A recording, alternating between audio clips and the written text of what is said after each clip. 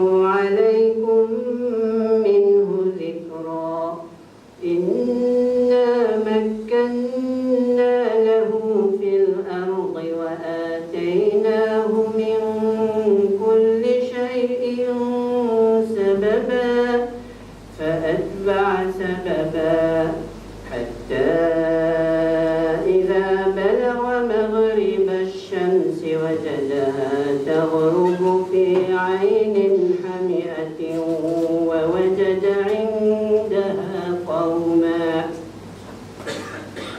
قلنا يا ذا القرنين إما أن تعذب وإما أن تتخذ فيهم حسنا قال أما من ظلم فسوف نعذبه ثم يرد إلى ربه فيعذبه عذابا نكرا وأما من آمن وعمل صالحا فله جزاء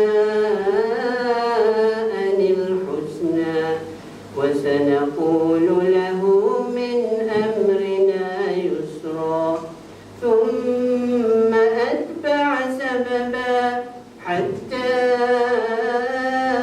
إذا بلغ مطلع الشمس وجدها تطلع على قوم لم نجعل لهم من دونها سترا كذلك وقد أحطنا بما لديه خبرا ثم أتبع سببا حتى إذا بلغ بين السدين وجد من دونهما قوما لا يكادون يفقهون قولا قالوا يا ذا القرنين إن يأجوج ومأجوج مفسدون في الأرض فهل نجعل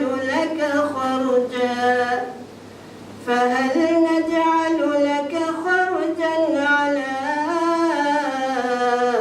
أن تجعل بيننا وبينهم سدا قال ما مكني فيه ربي خير فأعينوني بقوة أجعل بينكم وبينهم ردما آتوني زبر الحديد حتى إذا ساوى بين الصدفين قال انفخوا حتى إذا جعله نارا قال آتوني أفرغ عليه قطرا فما استطاعوا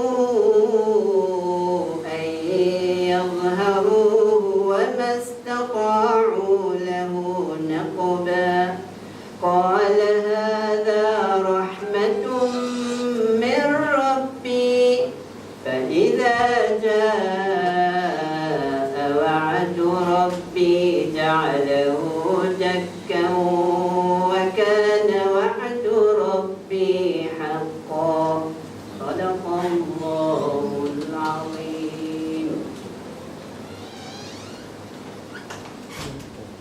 They ask you concerning Zulkarnain. Say, I will rehearse to you something of his story. Verily we established his power on earth, and we gave him the ways and the means to all ends.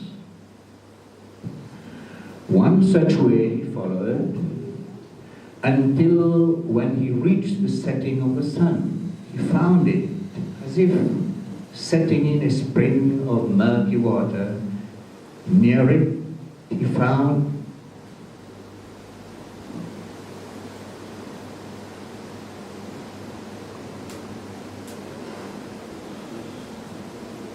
Thank you.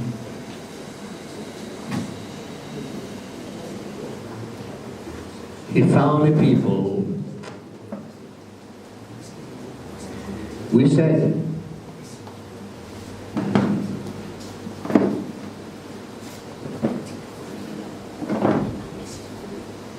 I'm going to see that. This we carry on. Once or two he followed, so let's start again. Until he reached the setting of the sun, he found it as if setting in a spring of murky water. Near it he found a people. We said, "O Zulkarnain, you have authority either to punish them or to treat them with kindness." He said, "Whoever does wrong, him shall we punish. Then shall he be sent back to his Lord, and he will punish him with a punishment unheard of before. But whoever believes and works righteousness, he shall have a goodly reward, and easy will be his task, as we order it by our command." Then he followed another way, until when he come to the rising of the sun, he found it rising on a people for whom we had not made against it any shield. Vast, and we had encompassed that he had in knowledge. Then he followed another way, until when he reached between two mountains, he found beneath them a people who scarcely understood a word. They said, "O Zulkarnain, the Gog and Magog people do great mischief on earth. Shall we then render your tribute in order that you may erect a barrier between us and them?" He said, "The power in which my Lord has established me is better than tribute. Help me therefore with strength and labor, and I will erect a strong barrier between you and them. Bring me blocks of iron."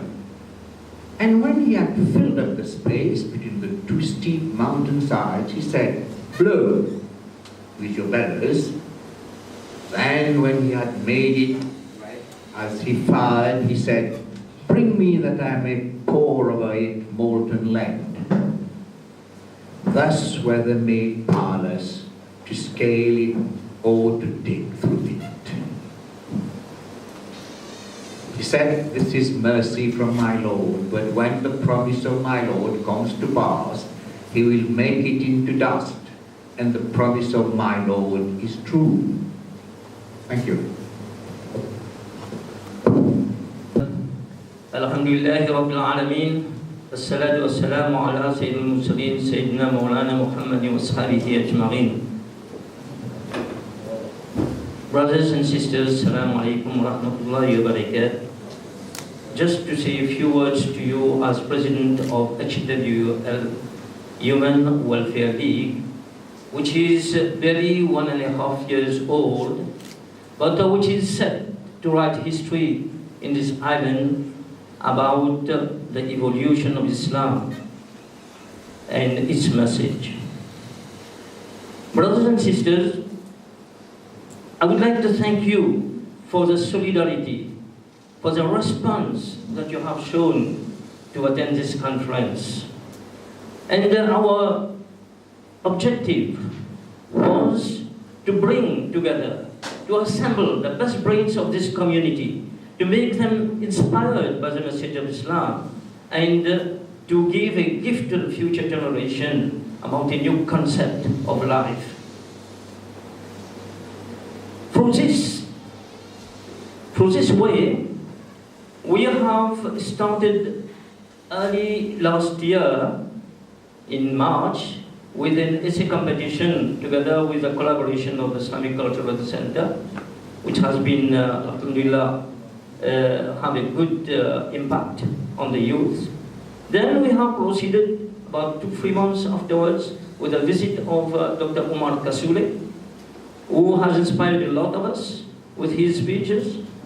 And we launched the research competition to galvanize our young or old brains with the message that we have to go forward. We cannot sit on our laurels. We cannot satisfy ourselves with a certificate or high school certificate or a BSc and MSc. We have to go forward with a PhD. This is our objective.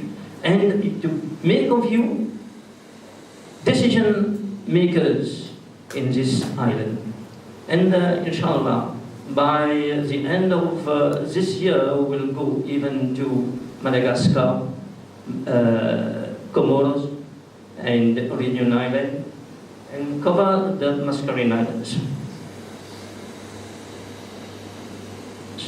We have been able to set up in this small lapse of time, to set up an academic board headed by our brilliant associate professor, Brother Kadir Kala, who has been showing himself very committed, together with Dr. Jamin Subrati, Dr. Salma Sirali, Dr. Ibrahim Kudrat, and Dr. Jumia. Yes. So, you see, already we have a bunch of our best brains coming together to lead this community, to take this community out of its stagnation. So, they have launched a research competition, which is still going on, and now we will have, they have already organized a workshop on methodology of research, and inshallah, this will come to an end in a few months, and we'll see the results of those who have taken part in this competition. So, we are going also to launch another research work, a survey on advanced education in Muslim societies.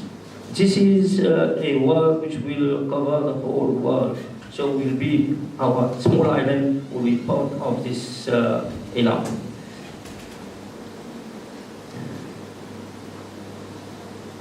So we are also soon coming to the medical aspect of Islam, and we will, inshallah, in the afternoon launch the invitation for another conference by a reputed Muslim scholar on Islamic medicine.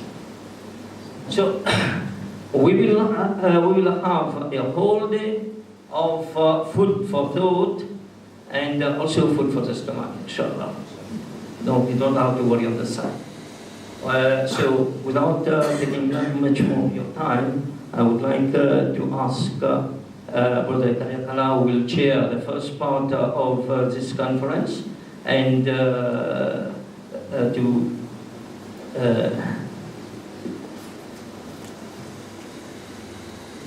come forward for this to start this session. In the afternoon, we'll have, inshallah, Dr. Salma Sirali, who will chair the second part of this conference. Thank you for your attention.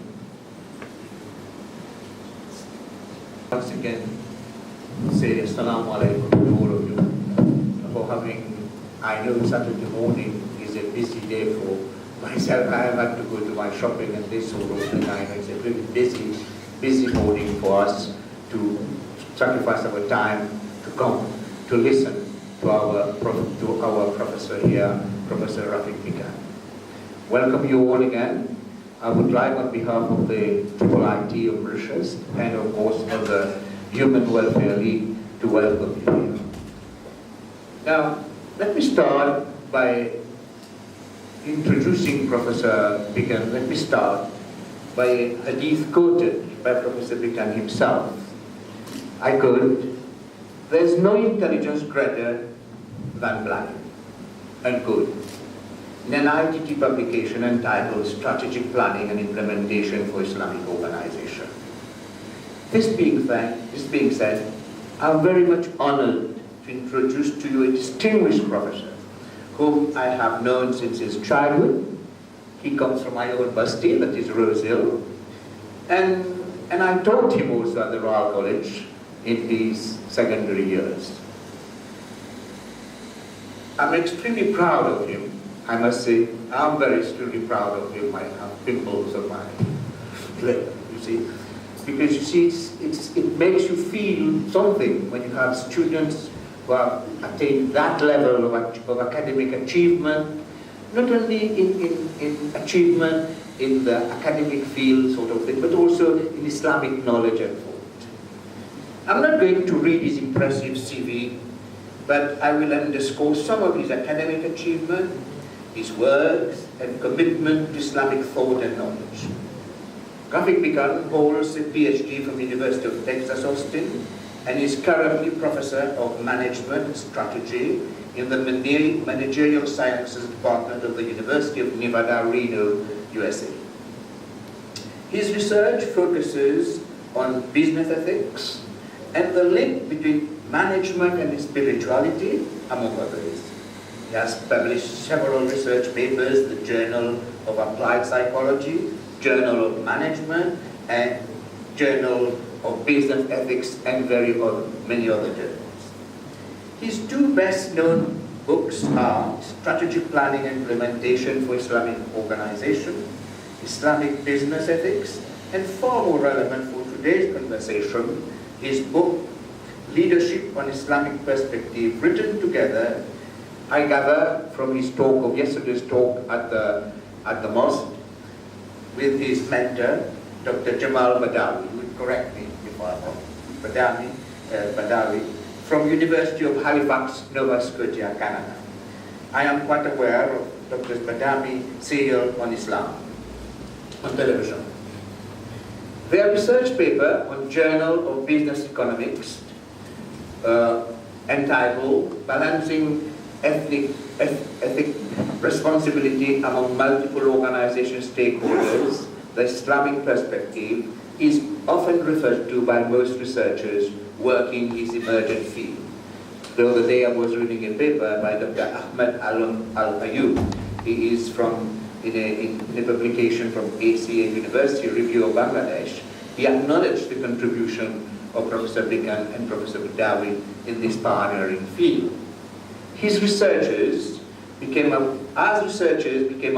of the important role of different norms, languages, spirituality, religiosity, and social values as they play in the business environment. The work of our distinguished brother here will no doubt receive more salience. Some of you might have had the privilege of being taught by him as he served as a senior Fulbright scholar at the University of Mauritius between 1990 to 2000. He has also written one of the most appreciative pieces on our brother President Kassamuddin. He described Kassam as a Muslim convaincu and praised his humility and modesty after quoting Hazrat Umar radiallahu anhu's entry into Jazura. You should read this article on Google, but please do not miss the comments afterwards. But this morning we are gathered to hear and participate in this conversation on our beloved Prophet, peace be upon him. Dr. Rafiq Bikan has been involved in Dawah's work towards the Muslim Ummah through Triple IT in USA. I was amazed yesterday at Quran House to hear the ease with which he quoted from the Holy Quran to scaffold his argument. He has been lecturing on the halal and haram business areas, Islamist perspective in various aspects of life, and he belongs to various Muslim organizations, student organization and other organizations in the USA. While going through the writings of our guests, I cannot help thinking of Maulana Ashraf Ali Tanwi, who lived between 1863 to 1943, whose behesti zevat brought major societal changes to the Muslim Ummah. I hope Rafiq will follow the same line. Before I pass the floor to Professor Rafiq Bikan, I would like to thank the indefatigable Mr. Brother Anwar Kara, who made this event possible. And now please, over to you, Professor. Thank you.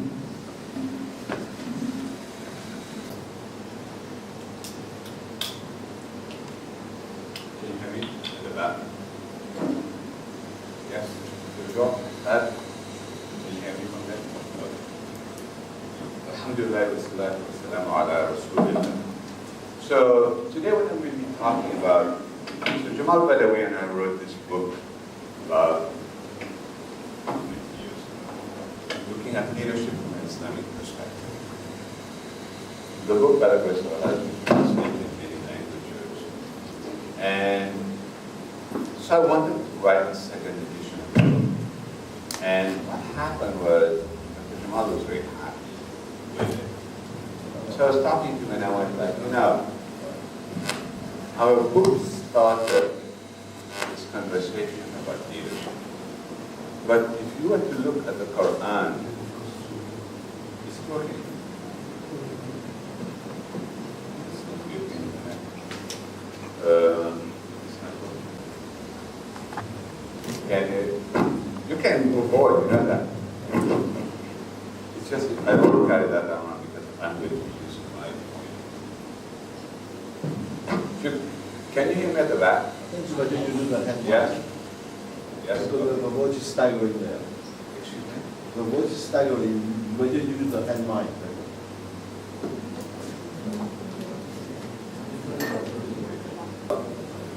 So, I was telling myself, look, if you look at the Quran and the Sunnah of the Prophet ﷺ, there is a better model of leadership from those sources than anything that the West has to offer.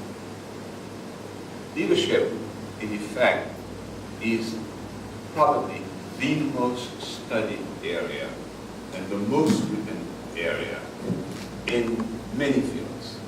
If you look at the social sciences, even if you look in the physical sciences, you know, if you look at whether it's business, psychology, anthropology, sociology, all these different fields have something to say about leadership.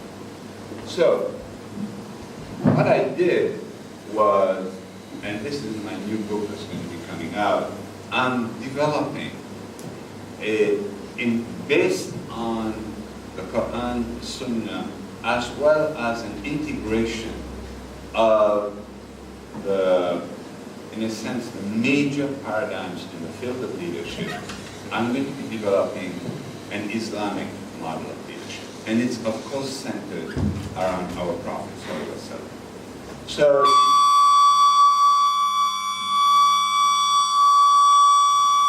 in concepts on a whole number of different areas, but they'll all tie back to the Prophet ﷺ.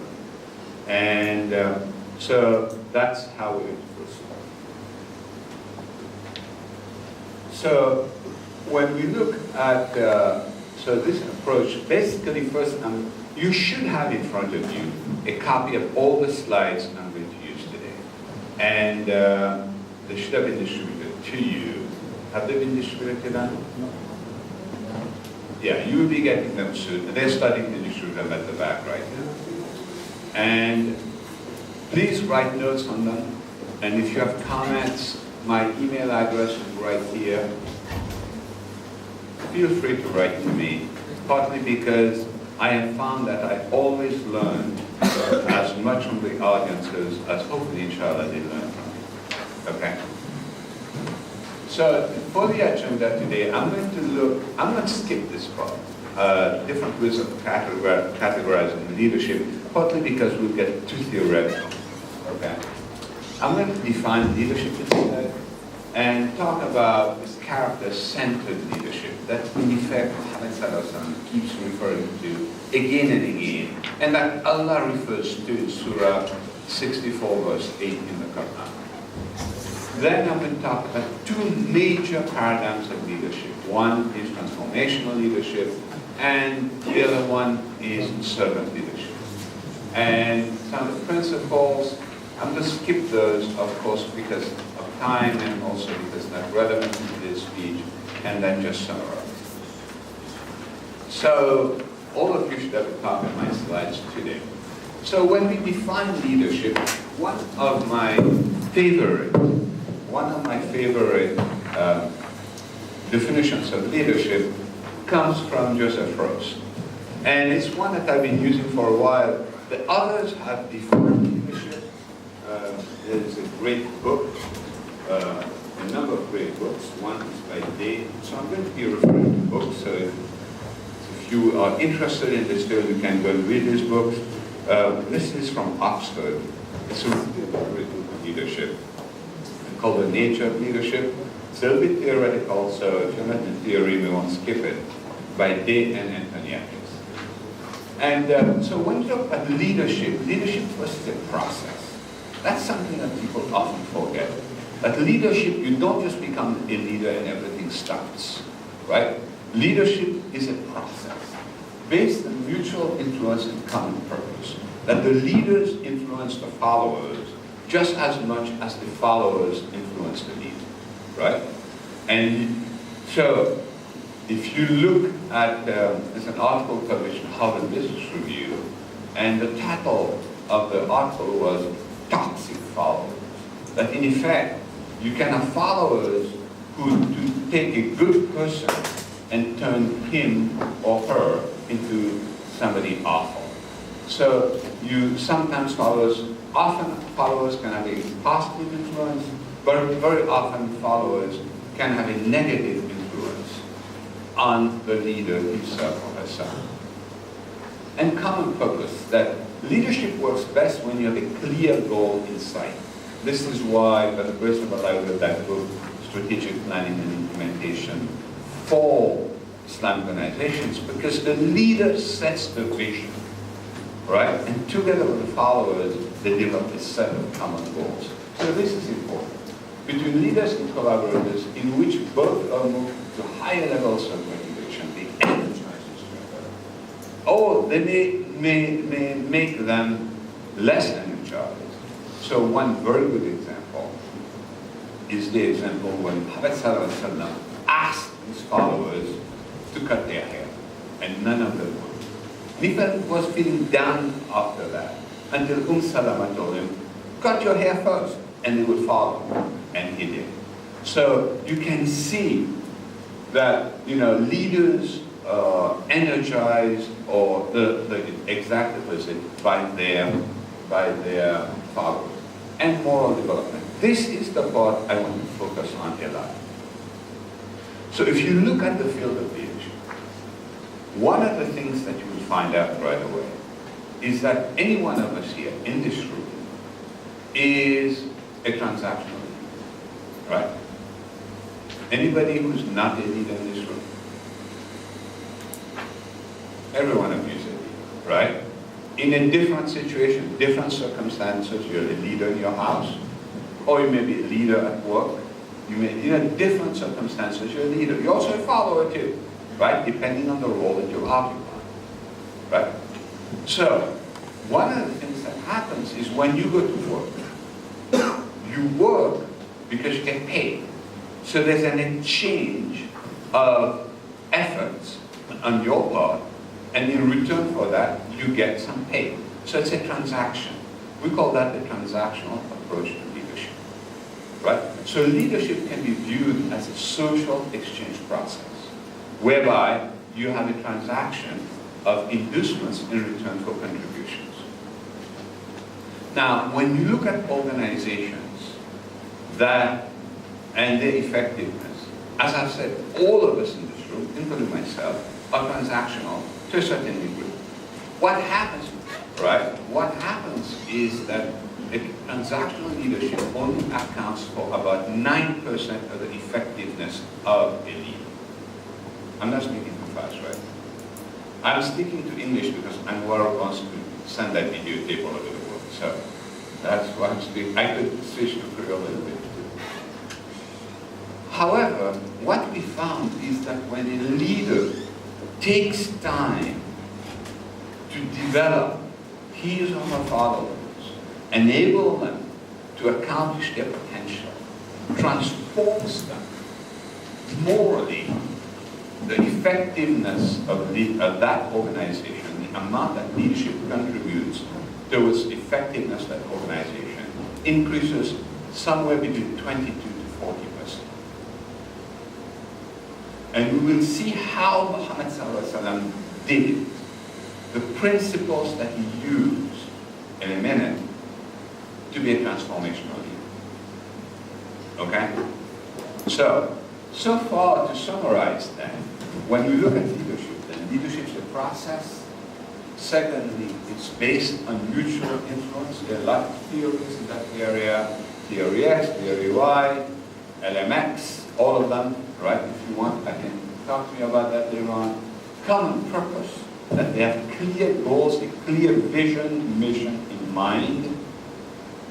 And both are moved to higher levels of motivation and moral development. This idea of moral development is important and it's critical. It's at the heart of leadership. So far what we have seen is the two approaches to leadership. One is a transactional model where you work and in return for your work you get paid. The other one is a transformational model where you as a leader take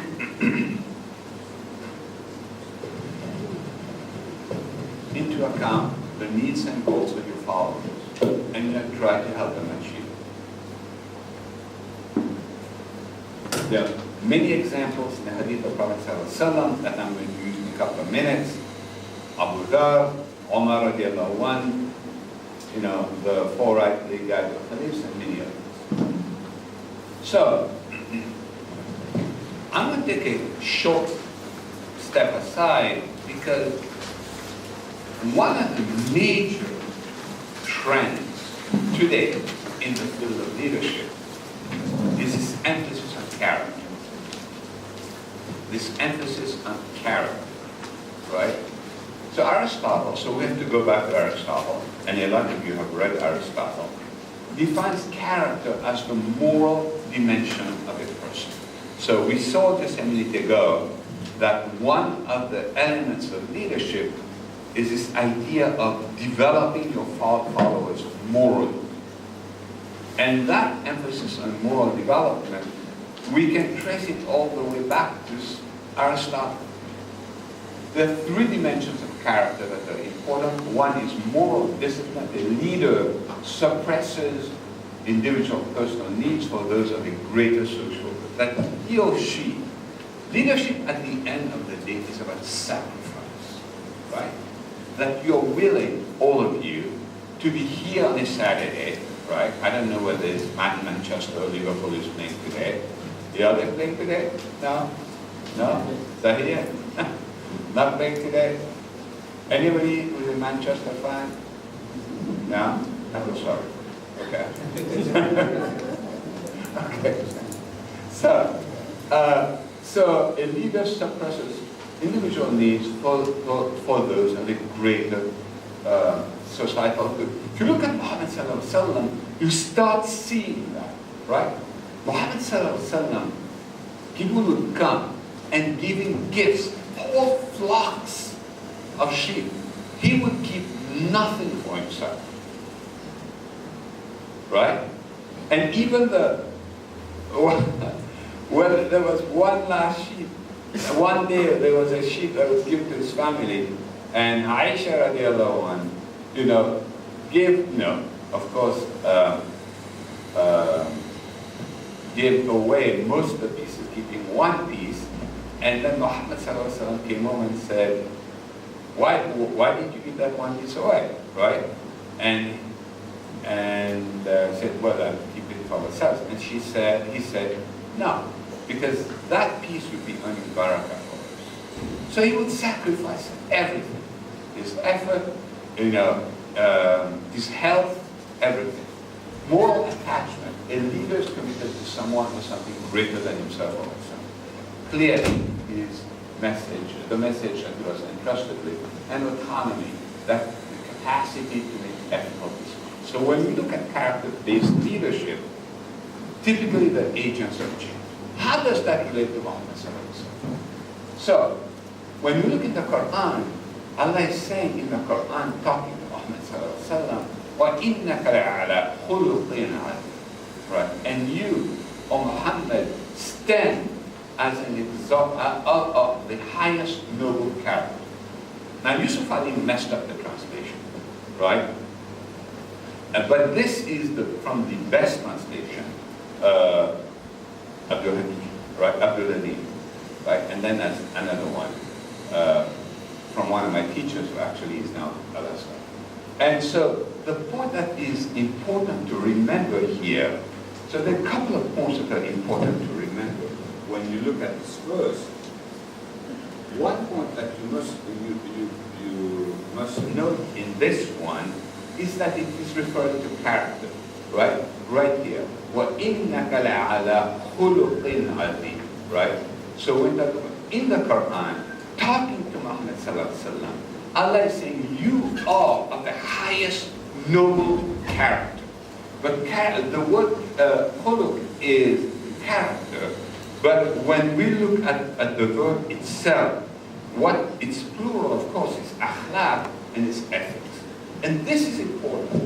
The reason this is important is because until 1983,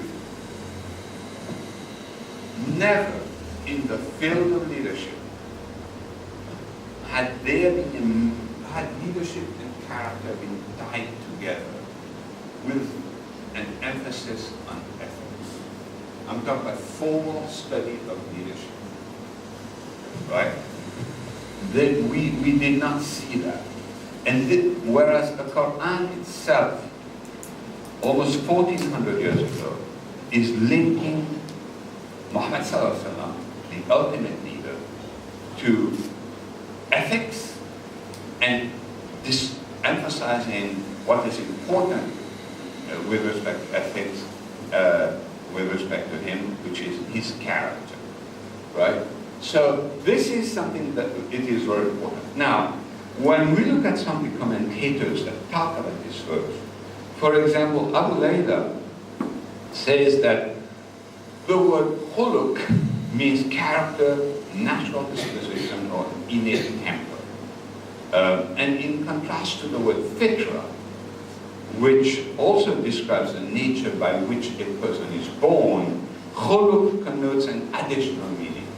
That of something that is acquired or learned over time, right? It's not that you just have character, but you also, so you have fitra when you're born, but character is something you can develop over time. And this is important for us because Muhammad sallallahu alaihi wasallam was sent to be, in effect, the ultimate teacher for us, right? Leader and teacher. So, khuluq connotes an additional meaning, that of an acquired or learned custom or habit.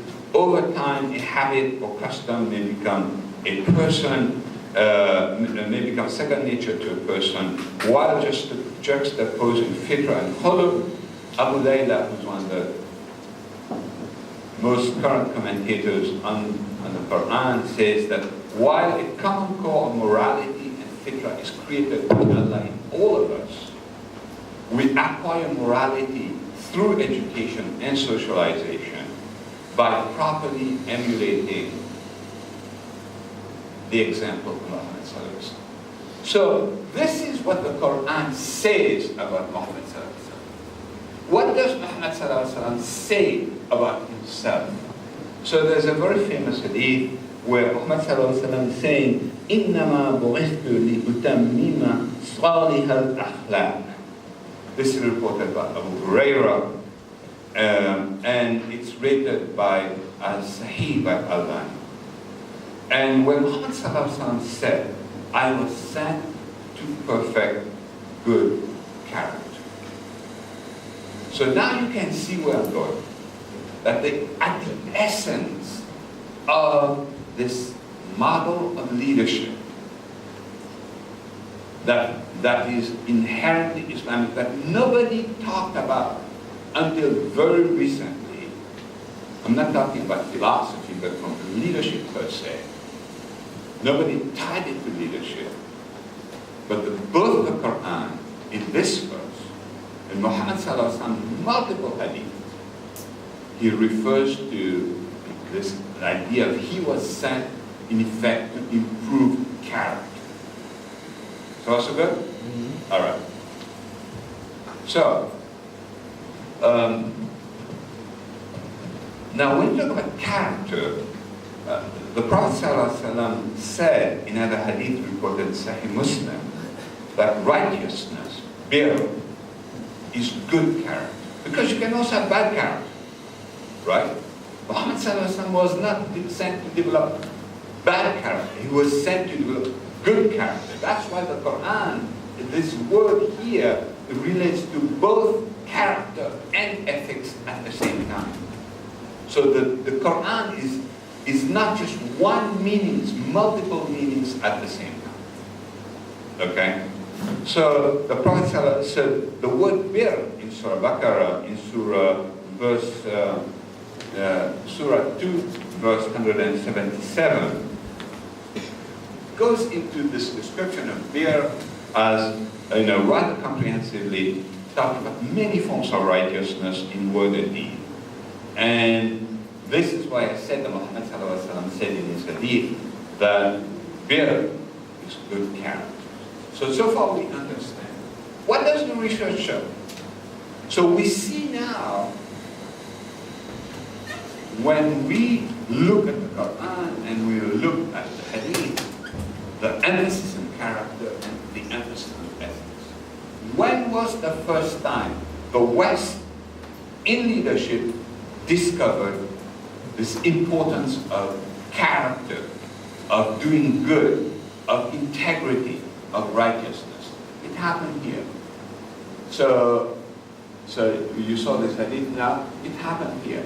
This book is a world bestseller, The Leadership Challenge by Tom Cousins and Barry Posner. Tom Cousins, the partner in McKinsey, and Barry Posner is the Dean of Business School at UC Irvine. So they did a study which has been replicated many times since, and they surveyed the leaders of the most effective organizations in the United States. For-profit, not-for-profit, different sizes, different industries, and the control for all these different differences statistically. And what they did is they asked the followers of those leaders, to what do you attribute the effectiveness of your leaders? First they did it with 2,600 leaders. Then they replicated it with over 20,000 leaders. Then they went global and looked at 1 million leaders. And they found the same thing. They found the same thing that the Quran and the Sunnah of the Prophet ﷺ had mentioned from the beginning. That the number one attribute of effective leaders is honesty and integrity. What are we talking about in the وَإِنَّكَ لَعَلَىٰ خُلُقٍ. Leadership is about doing good. Leadership is having good character, focusing on bir. True leadership. Leadership is sustainable. Right? We're not talking about fly-by-night leaders. Right? We're talking about the leaders we remember and we cherish. Are leaders who have helped advance humanity, help advance the community towards the good. Okay? So, honesty, 83% of the respondents said honesty and integrity was number one. And you see a couple of other similar attributes there, being fair-minded and being straightforward. Of course, being competent, having a vision, being inspiring, being intelligent are important. But the number one is honesty. Now, just being honest doesn't make you a leader, clearly. You have to have the whole set, right? That makes sense, right? Like, I'm not someone, right? Right? That makes sense? You guys are very quiet here. You can ask questions as I'm proceeding, by the way. Don't feel like, I'm one of you guys, okay? Remember that. So, honesty and integrity.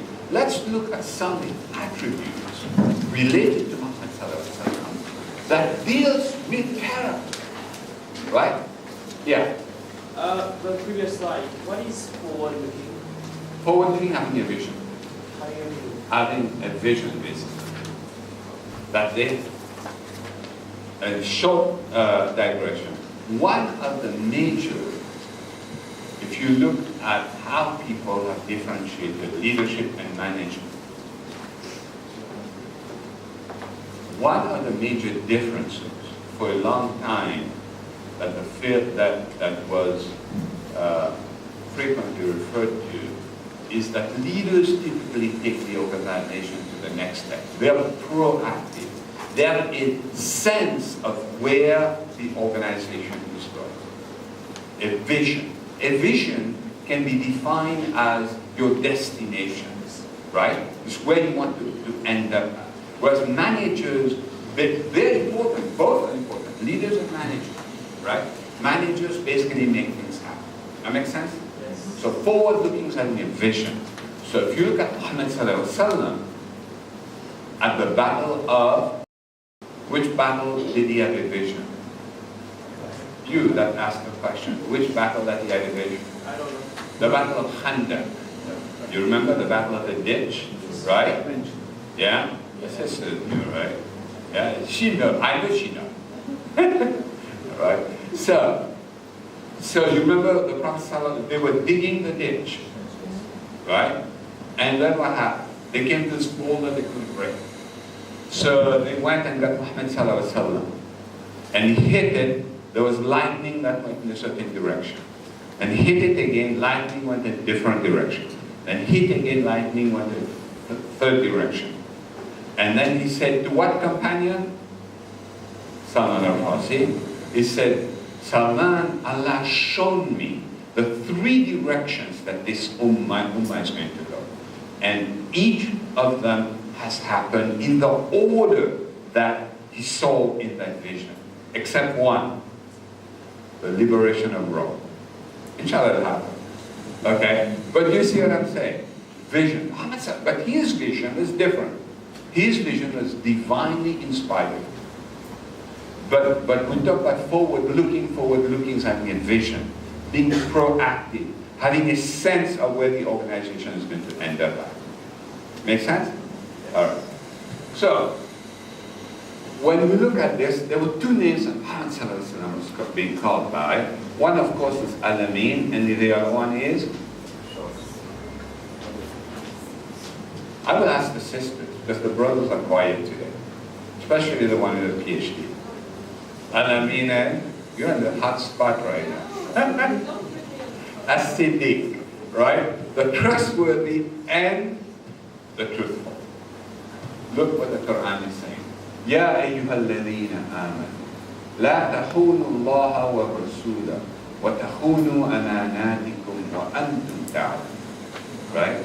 Oh, you believe, talking to us, do not betray the trust of Allah and the messenger. So trust is important.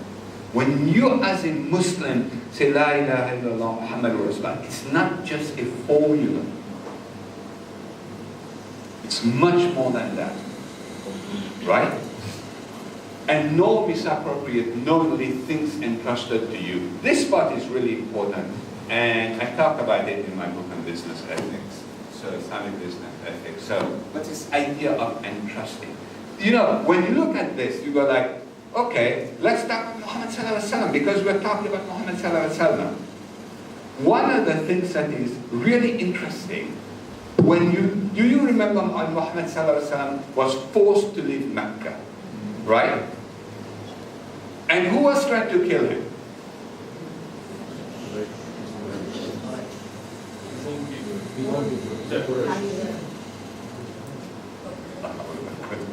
Who was trying to kill him? Right? Disbelief. You know, the same people who are trying to kill him, they had entrusted their most precious property with him to keep. Would you entrust your most precious property to your worst enemy that you're trying to kill? That shows you how trustworthy Muhammad Sallallahu Alaihi Wasallam was. And when Ali radiallahu anh volunteered to sleep in his bed to confuse those that were sent to kill him, he had two purposes. One, to confuse them. Secondly, to make sure that that property was returned to the owners among the Quraysh. So we look at Muhammad sallallahu alaihi wasallam, we look at character, we look at khuluq, he was called Al-Amin and As-Siddiq before he received the Wahi. And the same people who did not trust his message trusted him with material things, and he made sure they got it back. Remind me, you're my timekeeper. Yeah, we're going to break on time. I'm going to follow the schedule, okay? Because otherwise it will be all messed up. So, when we look at the field, now when you look at GE is what we call a Fortune 50 company in America. It's a blue chip index, and blue chip stock, and it's a huge company. It's over $500 billion in market capitalization. Their CEO, Jack Welch, said this: excellence and competitiveness are not incompatible with honesty and integrity. Just because you have integrity, just because you are honest, doesn't mean you have to perform in a mediocre manner. In fact, it is compatible. Muhammad sallallahu alaihi wasallam said in a famous hadith, Allah loves it that when a Muslim does something, he does it in the most excellent manner. Yes. Whatever you do. If you are in IIED and your job is to clean the bathroom, those toilet seats better be shiny. If you're a sister and you're on the shore of IIED, you do the best job you can. If you're like my teacher, he knows, he's one of my favorite teachers at RCC. I almost went his way, which was learning geography. He was that good, by the grace of God. Not mean to be cute. But when you have people that, we all love quality. You don't go to a restaurant where there's hair in your samosa. You know what I'm talking about? You don't go buy it, right? That's in your soup, right? You don't do that. You don't go to a taxi driver who says, well, I can't find the house. You just stop right here, get out and find it yourself. You don't do that. Excellence in everything that you do. That is what we Muslims do. In our studies, both for this dunya as well as the akhirah. Right? So, integrity. Competence, right? So when we look, now we're looking at character and how Muhammad sallallahu alaihi wasallam applied it. We've seen trustworthiness, we've seen excellence. Here in Mauritius, unfortunately, if you're a Muslim, you're a second citizen. Most of us know that. But that should not prevent us from trying our best. And you try your best and you trust in Allah. And you'll be amazed at how Allah opens doors for you that you never thought would be open. You'll be amazed. Yeah? You guys speak louder because we're hearing it. We want to understand that among the one, I think the best is Iman. Right. Iman goes hand in hand with the good character. Absolutely. Thank you. Thank you very much. Thank you. That's a good reminder. So this is important. This is my last hadith, and I'll stop right here. In 3 minutes. I'm trying to stay on the schedule that we have so that we'll take a break for 15 minutes and then we'll continue each other. How many of us? So whoever delegates a position, to someone, whereas he sees someone else is more competent for the position. Verily he has cheated God and his apostle and all Muslims.